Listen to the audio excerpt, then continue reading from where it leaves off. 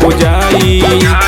बाटे गोलल सदराई घरे कलसा 9 दिन करती पुजाई ओढ़ी के अचरवा चढ़ाई नरियरवा ओढ़ी के अचरवा चढ़ाई नरियरवा खुश होई जइहे देवी माई माई ओढ़ी के अचरवा चढ़ाई नरियरवा खुश होई जइहे देवी माई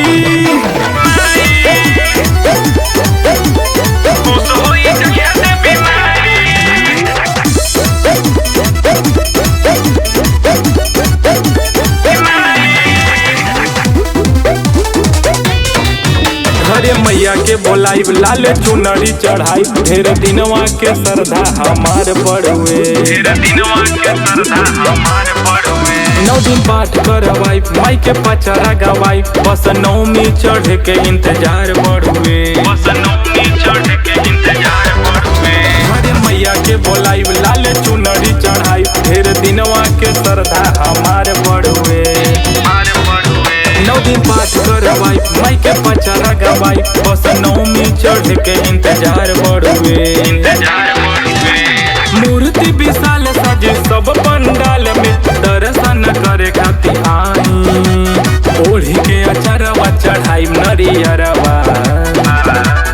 ओढ़ी के अचरवा चढ़ाई नरियरवा खुश होई जइहे देवी माई माई ओढ़ी के अचरवा चढ़ाई नरियरवा खुश होई जइहे देवी माई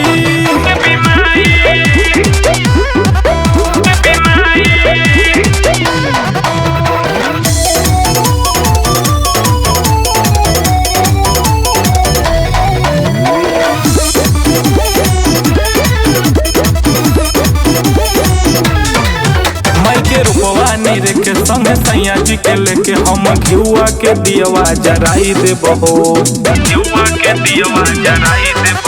लागतारी मनोहारी मैया शैल कुमारी नव रूपवा के दर्शन कराई देबहो